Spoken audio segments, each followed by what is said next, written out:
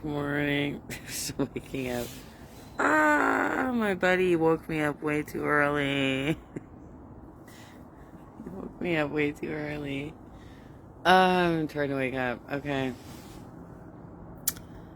Um, okay, so I do have an interesting story from yesterday. I have a couple of interesting stories.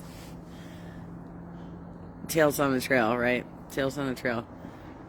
So I'm doing new hire training now because of my walk restrictions and stuff. It just makes the most sense that I'm doing this. So so yesterday I was training a couple of people, and one of the guys that I was training has been this is very timely because I just did the Progressive Caucus. I just did some commentary on the Progressive Caucus. So little backstory on this. Fatima is running for assembly, and I've had her speak to my chapter before when I was still organizing monthly meetings.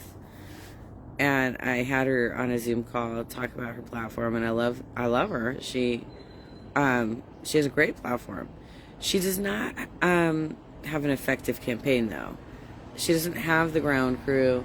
She doesn't have the money to do the mailers. She's lacking a lot of things that she needs to be successful, and that was shown over the weekend in her results at the CADEM endorsement conference that she was I think the incumbent, who's like the establishment incumbent, he got like 60 some odd votes, and she got like 30 some odd votes, right? So it's just not, the support is not there. The deck is way stacked against her. So I feel for her because like I've been in this scenario too. It's just not, when you think of strategy of like how do you get progressive things advanced, it doesn't make sense to put your money on something that isn't working, right? So I get this guy and he's all fired up. He's so fired up. And he said that he wanted his weekends off so he could canvas for Fatima. I'll be real what I said. I just had done commentary about this on Sunday morning about, so Fatima she's the South Vice Chair of the Progressive Caucus. She was part of Karen Brunel's slate, but I kind of feel like she's maybe a little bit more disconnected from that group than the rest of them who are like way in the fold. Like there might be some hope for her. You know what I'm saying? There might be some hope for her. So he's been canvassing for her, and I said, I'm trying to nail down their schedules. I'm trying to nail down their schedules of will they commit to our work week. Our regular work week is Saturday through Wednesday with Thursday and Friday off. And that's because the majority of the people are going to be home over the weekend. Realistically, they're going to be home over the weekend. So I told him, look, I love her. She's spoken to my chapter. But let's be real, she's not going to win. Whereas what we're doing, we can win. We already have won. We can win. Gotta give me a weekend day, dude. So I did get him to commit to do a Saturday. I got him to commit to do a Saturday. And then yesterday was also the first day that I like knocked on doors again since the dog bite. And I'll be real, I was a little shell-shocked.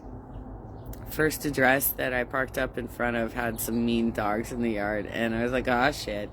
Oh, okay, well, I don't have to go to that one. Okay, cool. I don't have to go to that address.